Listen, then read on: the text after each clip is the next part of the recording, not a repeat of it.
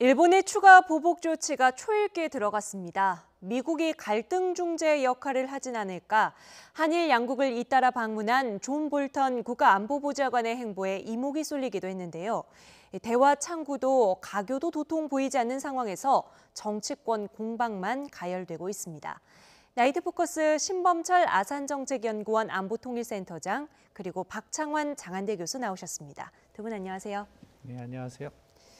네, 요즘은 외교, 정치, 경제, 국방 이슈가 한데 얽혀 있는 것 같습니다. 주제어 영상 보시고 하나씩 뜯어보죠.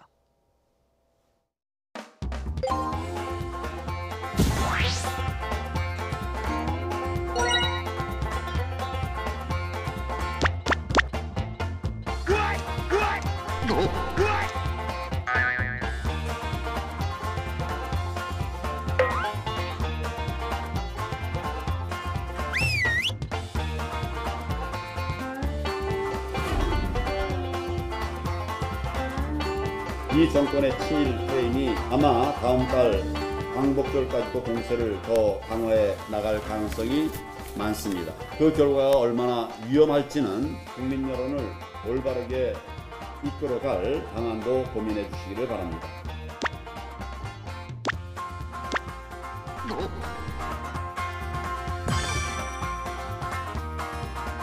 오늘 아침에 오전 8시경에 미국 대사관저에서 볼턴 보좌관을 만났습니다. 일본 수출 보복 조치는 안보에 있어서 이 한미일 삼각 공조에 전혀 도움이 되지 않는다라는 부분도 강조했습니다.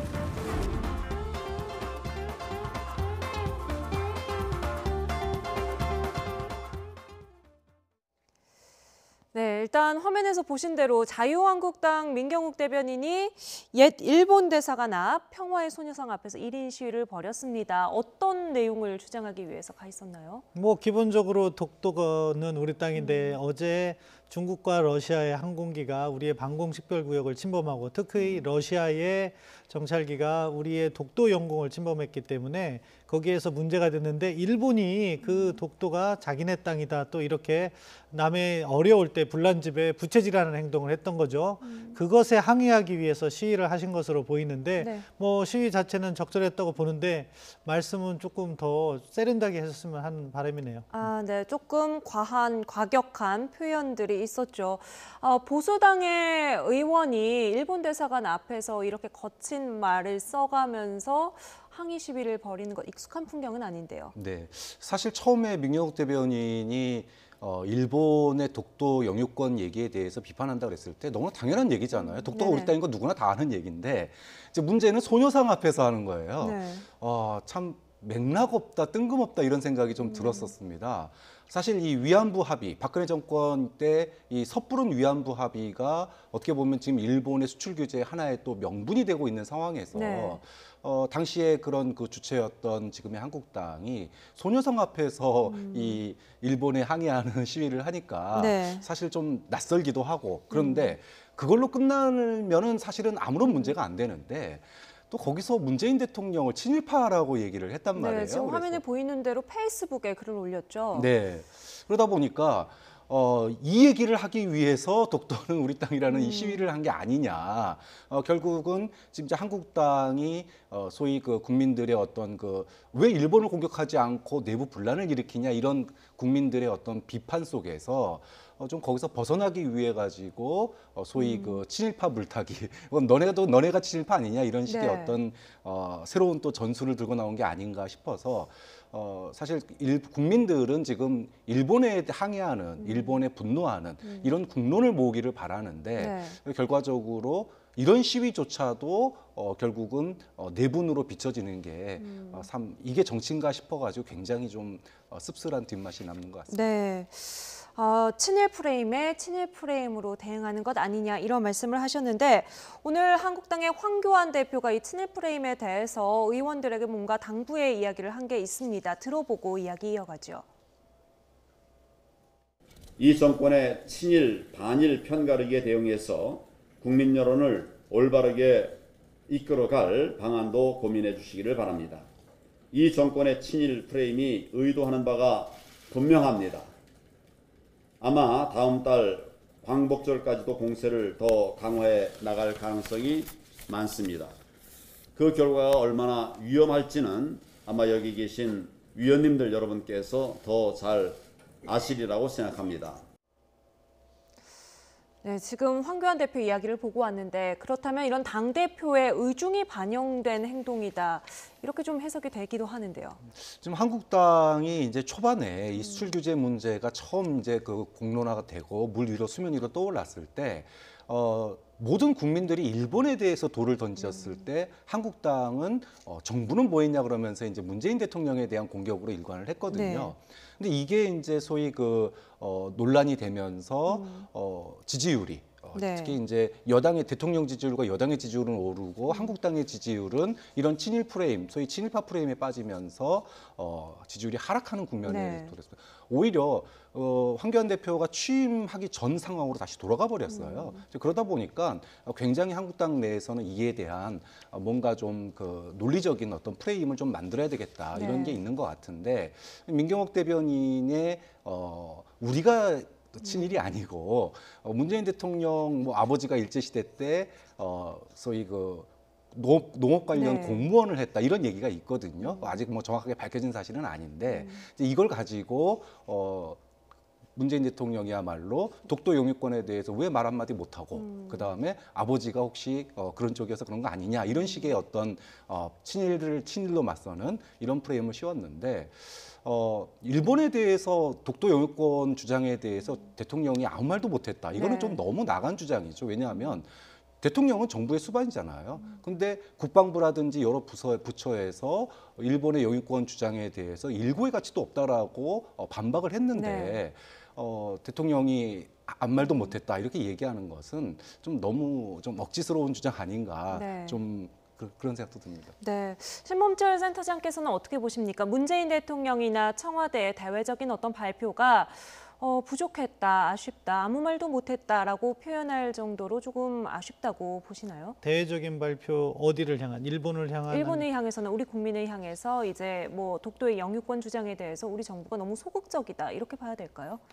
그것은 분명히 우리 정부가 밝혔습니다. 일본 그렇게 하면 안 된다고 네. 국방부에서도 대변인이 밝혔기 때문에 그건 소극적이지 않다고 생각하고요. 이 부분과 관련해서 저는 뭐 외교안보를 이렇게 하지만 우리나라에 지금 친일은 없다고 생각합니다. 이게 지금 국내 정치가 과열되다 보니까 네. 상대를 서로 비난하는데 지금도 아니 문재인 대통령 아버님께서 저렇게 했다고 만약에 가정을 하더라도 그게 뭐가 잘못입니까? 본인의 그 연좌제가 아닌 이상 그런 걸 문제 삼아서는 안 된다고 생각하고요. 마찬가지로 뭐 청와대에서도 그러한 뭐 이렇게 자유한국당의 특정한 행동을 네. 친이라고 해서는 안 되고요. 중요한 거는 제가 자유한국당 쪽에 건의를 한다면은 이 대응 자체가 너무 투박해요. 그러다 보니까 스스로 그런 프레임에 걸리는 게 아닐까 싶어요.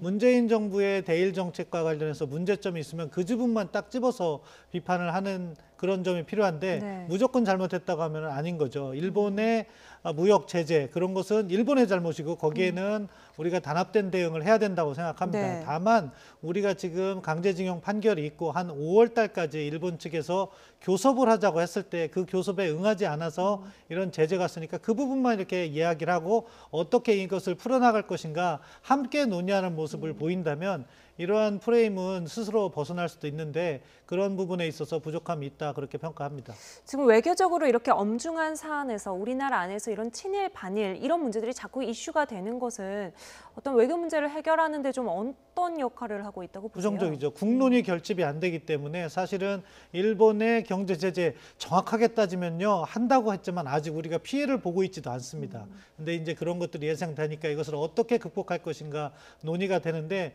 두 가지 측면이 있는 거죠. 하나는 일본이 부당한 제재를 가해오기 때문에 우리가 단결하는 모습을 보여야 된다고 생각해요. 그래서 똘똘 뭉쳐서 일본이 만약에 부당한 경제 제재를 하면 일본도 같이 다친다 하는 네. 메시지는 같이 줘야 되는 거죠. 다른 한편으로 근데 서로 다치면 우리도 피해를 보는 사람들이 있기 때문에 그래서는 안 되니까 이 문제를 어떻게 풀 것인가. 그러면은 사실 우리 대법원의 판결 정당하고 그것에 따른 절차가 있어야 되겠지만 또 국제관계에서는 한일 기본 조약, 그 청구권 협정이 있으니까 네. 그것에 따른 해법, 그렇다면은 강제징용을 어떻게 풀어갈 것인가에 대한 지혜를 모으고 가능하면은 우리의 자존심을 살리면서도 이 문제를 풀 수 있는 그런 해법을 같이 노력해야 되는데 서로 지금 싸우는 모습을 보면 누가 제일 좋아하겠습니까? 일본이 좋아하고 중국이 좋아한다. 따라서 지금은 단합할 때라고 생각합니다. 네, 정치권의 단결을 바라는 것은 우리 국민도 마찬가지일 것 같은데 이렇게 자꾸만 정치권에서 서로 다른 해법이 나오고 시각이 나오는 것 결국에는 지지율을 계속해서 염두에 둔 발언들이 나오고 있기 때문이라고 봐야 할까요? 네,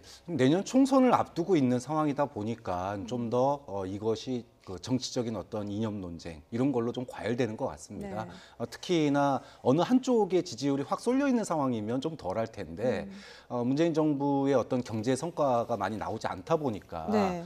이것이 소위 그 실정 논란으로 이제 이어지면서 사실 그 여당의 지지율이 많이 빠져 있는 상태였거든요. 작년과 비교해 보면 굉장히 많이 떨어져 있죠. 네. 반면에 한국당은 보수층의 결집을 이뤄내면서 지지율이 많이 올라갔었습니다. 이러다 보니까 서로 간에 이제 그 치열해질 수밖에 없는 이제 그런 상황인데. 문제는 그래도 아직 총선은 멀리 남아 있거든요. 네. 그리고 이 수출 규제 문제는 뭐 선거의 문제를 떠나서 우리 국민들의 밥그릇이 걸린 문제 아닙니까? 밥그릇 앞에서 국민들이 일자리가 없어질 수 있는 문제인데 이런 부분들에 대해서 뭐 네가 친일파냐 내가 친일파냐 이런 논리야말로 네. 정말로 일차원적인 접근 아닌가 그렇게 생각하고 지금 황교안 대표가 지난번에 대안을 내놓겠다라고 얘기를 했어요. 예. 그러니까 청와대 들어가서 또 대안을 가져갔다고 그랬는데 사실 그 대안이라는 게 일왕 즉위식 전에 뭐 특사 파견 이거밖에 없었거든요. 근데 그게 대안은 아니잖아요. 좀 그런 점에서 이번 논란의 문제가 됐던 우리 사법부의 판결, 그다음에 위안부 합의가 사실상 이제 파기된 거, 이 부분을 일본과 앞으로 어떻게 풀어 나가야 되는지에 대한 그런 실질적인 대안을 좀 제시를 하면서 이런 제안이 좀 일본과 우리 관계를 수출 규제 문제를 완화시킬 수 있다라고 좀 주장을 하면 그것이 국민들에게는 오히려 합리적인 대안으로 비춰지고 그게 결국 내년 총선에서 표를 얻는 길인데 네. 비판만 하고 대안을 내놓지 못하다 보니까 지금 이런 정쟁이 더 심화되는 거 아닌가라는 네. 생각도 듭니다. 요즘에 취재 기자들이 이제 자유한국당 의원들 만나면 의원들 입에서도 친일 프레임 또 이른바 뭐 토착 왜구 이런 단어들이 많이 나온다고 해요. 어떻게 보면 그만큼 한국당 의원들 입장에서는 억울하기도 하고 또 피해의식도 가지고 있는 건데 이렇게 자꾸 언급이 되면서 오히려 그 프레임에서 벗어나지 못하는 것 아닌가 좀 이런 생각이 들기도 하거든요. 이제 문재인 대통령이 다 잘하는 건 아니잖아요. 분명히 잘못한 점이 있습니다. 근데 문제는 이 사태의 원인이 어디에 있는가라는 거죠. 국민들은 일본의 부당한 수출 규제 여기에 초점을 두고 있고 일단 거기에다가 항의하는 것에 모든 힘을 기울이고 있는데 네.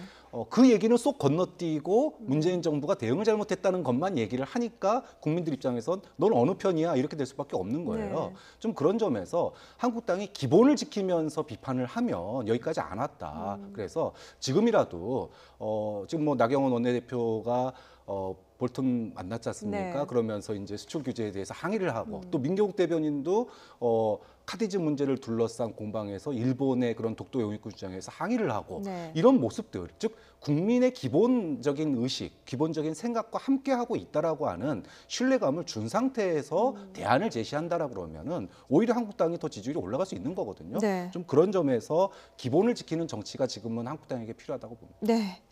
일본이 우리나라를 화이트리스트에서 제외하기 위한 절차를 진행하고 있죠.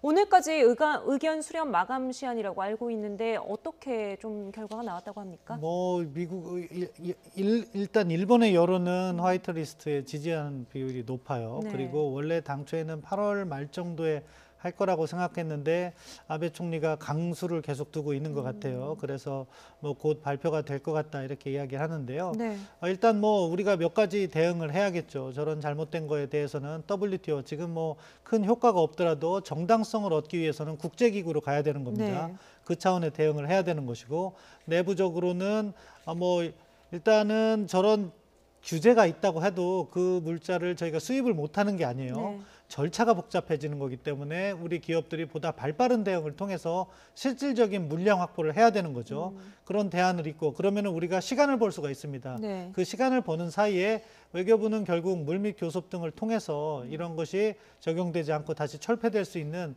그러한 협상을 해나가야 되는 거죠. 그래서 지금 뭐 몇 가지 노력이 동시다발적으로 이루어져야 되는데 아무튼 지금 일본 여론은 의외로 아베 총리를 지지하는 여론이 높다. 네. 그것은 뭐 지금 한일 간의 대치 국면에서 불가피한 것이고 그것은 일본 스스로도 자성이 필요한 부분인데 이것을 깨닫게 하는 데에는 시간이 걸릴 거고 그 시간 동안 우리 기업이 피해를 보지 않을 수 있는 여러 가지 조치를 해야 된다고 생각합니다. 네, 요미우리 신문 여론조사에서도 수출 규제를 지지한다. 그러니까 일본 국민의 여론이겠죠.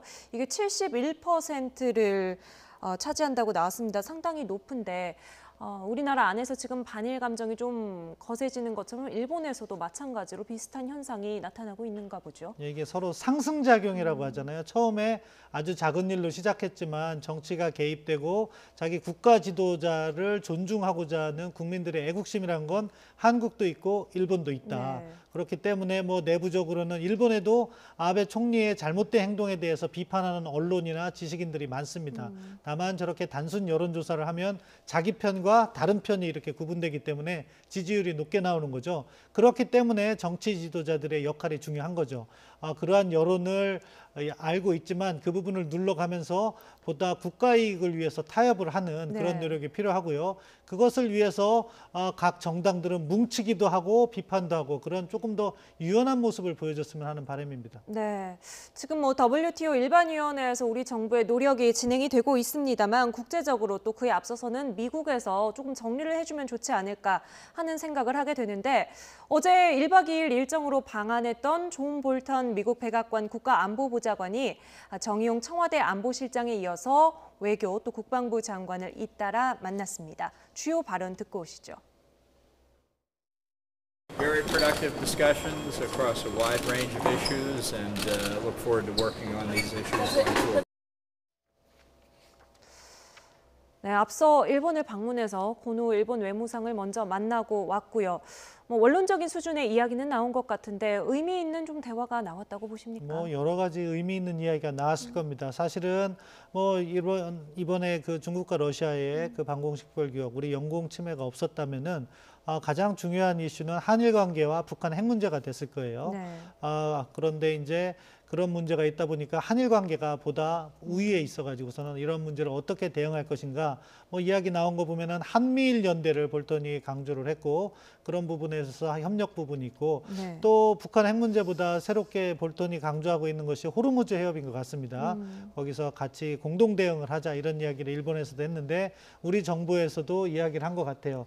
뭐 비핵화 말고도 뭐 워딩을 말고도 영내와 역외라는 부분을 사용했어요. 존 네. 볼턴 보좌관이. 그것은 영내라는 것은 이번에 중로의 그런 우리 방공 식별구역 침범과 같은 것을 공동 대응하자는 것이고 역외란 표현이라는 것은 결국 호르무즈 해협에서 나중에 상황이 이제 발생하면 예. 미국이 요청을 할 텐데 그때 좀 파병을 해달라 이런 이야기를 한 것 같은데요. 뭐 크게는 세 가지 이슈지만 가장 중요한 것이 역시 한일 관계와 한미일 안보 협력 네. 그리고 호르무즈 이야기와 관련해서 언급을 꺼냈을 것이고 우리 정부도 나름대로 적절한 대응을 했다고 봅니다. 그런데 우리 외교 당국자들 만났을 때는 이제 외교적인 해법을 모색해 보겠다 이 정도로 이야기를 했고 그런데 일본 관계자들을 만났을 때는 또 조금 톤이 조금 달랐던 것 같거든요. 미국의 입장을 정확히 어느 정도로 우리가 봐야 될까요? 그러니까 뭐 한일 관계와 관련된 미국의 입장은 한 발 떨어지는 거예요. 이것은 이번만 그런 게 아니라 전통적으로 그렇게 해왔습니다. 왜냐하면 미국으로서는 동북아시아에서의 안보를 관리하는데 한국과 일본이 모두 필요한 거죠. 네. 근데 특정 이슈에 있어서 어느 일방을 이렇게 지지하다가 보면 다른 일방은 멀어져 간다. 그렇기 때문에 양쪽에서 모두 비난을 받더라도 중립적인 이렇게 위치를 취하는 것이 미국의 그간의 선택이었고 네. 이번 역시도 마찬가지인 것 같아요. 그래서 한일 관계만큼은 한 발 물러서 있고 뭐 호르무즈 해협 같은 문제 같은 경우에는 일본에 대해서 조금 더 목소리를 낸 것 같아요. 왜냐하면 일본은 제도적으로 해외 파병이 상당히 복잡해요. 그렇기 네. 때문에 강도 높은 목소리를 냈고 그러한 부분에 있어서 아베 총리도 협력하려는 모습을 보이기 때문에 그런 목소리가 있고요. 우리 같은 경우에는 파병의 민감성을 좀 아는 것 같아요. 그렇기 네. 때문에 우리에서는 목소리를 높이지 않았지만 나온 이야기를 종합해 보면 우리 강경화 외교부 장관을 만났을 때 그런 파병 문제를 논의했다. 저는 그렇게 평가합니다. 네. 그런데 존 볼턴 보좌관이 우리나라에 와서 가장 먼저 만난 사람은 나경원 자유한국당 원내대표였습니다. 어떤 이야기를 나눴을까요? 나경원 원내대표의 목소리로 들어보시죠. 지금 볼턴 보좌관 만나고 오신 거 맞나요? 네, 만나고 왔습니다. 혹시 뭐 저쪽 미국 쪽에서 요청이 혹시 온 건지 아니면 대표님께서 요청을 제가 요청을 했습니다. 요청을 해서 예, 예. 어떤 말씀 좀 혹시 나누셨어요? 뭐 어저께 중국과 러시아가 영공을 침범하고 카디즈를 침범하고 이런 사태가 있었던 것처럼 한미 동맹이 매우 중요하다는 것을 강조했고 또 일본 수출 보복은 결국 안보에 있어서 한미일 삼각 협력에 도움이 되지 않는다라는 부분을 강조했습니다. 혹시 뭐 저쪽 미국 쪽 반응은 혹시 거기까지만 합시다. 네. 알겠습니다. 이례적인 상황인 것 같아요. 볼턴 보좌관이 사실 협상 파트너는 우리 정부 인사일 텐데 야당의 원내대표를 먼저 만났습니다. 나경원 원내대표가 먼저 요청을 했다고요. 네, 사실 볼턴이 주목받는 이유는 미국 안보 라인의 최고 실세입니다. 정말로 전 세계의 어떤 특히 우리나라로서는 북한 문제, 또 일본 문제, 여러 가지 문제에 있어서 트럼프 대통령의 가장 큰 입김을 불어넣고 있는 사람이 볼턴이기 때문에 네. 이 사람이 오냐 안 오느냐가 굉장한 이슈거든요. 근데 와가지고 정부 관계자들을 만나려고 왔는데 1박 2일로 제일 먼저 만난 사람이 야당 원내대표다. 참 모양새가 그렇게 썩 좋아 보이지는 않습니다. 뭐 어쨌든 나경원 원내대표는 볼턴 보좌관하고 안면이 있다 그래요. 그러니까 2016년인가요? 미국에 갔을 때도 따로 만난 적이 있다 그러고 모임에서도 만난 적이 있고 네. 그래서 사전에 보좌진에게 연락을 해가지고 지금 이제 30분 정도 차를 마시는 뭐 그런 시간을 가졌다 그러는데 네. 구체적인 내용은 얘기가 나오고 있지 않습니다. 네. 그런데 이제 나경원 원내대표가 하고 싶은 말을 한 것 같아요. 무슨 얘기냐면 안보에 있어서 입장차가 없었다 이 얘기는 사실 볼턴 그러면 우리가 북한 문제 얘기했을 뭐 때 매파로, 강경파, 예. 매파 이러지 않았습니까? 그러니까 어느 정도 좀 그런 이야기들에 있어서 봐라 우리가 미국하고 이렇게 한국당의 입장이 다르지 않지 않냐. 네. 그래서 안보는 역시 한국당이다. 뭐 이런 어떤 뉘앙스가 그 안에 좀 행간에 들어있지 않나 이런 느낌을 받았습니다. 네, 어떤 이야기 나눴을 것으로 좀 예상을 하세요? 호르무즈 해협 파병 요청 얘기 나오지 않았겠느냐 이런 건 예측도 예, 있던데요. 뭐 그럴 가능성이 있습니다. 우리 박 교수님 말씀하신 대로 저도 자료를 찾아보니까 나경원 대표가 예전에는 대표가 아닐 때 미국 갔을 때도 존 볼턴 보좌관을 만났던 것 같아요. 예. 나름대로 인연이 있는 것 같고요. 그러니까 이번에 올 때 개별 요청을 했고 지금은 또 자유한국당의 원내대표다 보니까 비중이 있고 볼턴도 그래서 일반적인 관례를 넘어서서 만난 것 같습니다. 예. 그런데 다른 한편으로는 지금 볼턴 보좌관이 갖고 온 이슈 중에 하나는 한국에서 국회 협조를 필요로 해요. 그것이 네. 바로 호르무즈 해협의 파병 문제라는 거죠. 지금 당장 파병을 요청하진 않았을 것 같아요. 예. 그렇지만 상황이 진전됨에 따라서 한국에 요청을 할 수 있는데 보통 이런 경우에는 야당이 반대를 하지 않습니까? 그러한 반대를 사전에 예방하고 협력을 구하는 그런 과정에서 아마 그러한 요청에 응했다고 보고요. 네. 뭐 북핵 문제 전반에 관한 논의도 했겠죠. 결국 뭐 존 볼턴 국가안보부 장관이 관심을 다루고 있는 문제이기도 하니까. 그리고 또한 한일 관계 관련해서도 그 부분은 나경원 대표가 아까 이야기한 것처럼 뭐 일본의 제재가 부담이 되니까 미국이 역할을 해달라 그런 얘기를 했다고 네. 보니까 결국 우리 정부와 나누는 세 가지 주요 이슈들을 나경원 대표와 30분이기 때문에 길게 이야기는 하지 못했지만 기본적으로 이야기를 했고 볼턴 보좌관의 핵심 포인트는 아마 호르무즈 해협 이야기가 아닐까 생각합니다. 네, 앞서 우리가 자유한국당의 어떤 친일 프레임에 대한 고민들 그리고 다소 무리하게 나오는 여러 가지 변화된 모습들을 보고 왔는데 오늘 나경원 원내대표의 이런 회동 모습은 한국당에 좀 긍정적인 효과를 가져올 수 있을까요?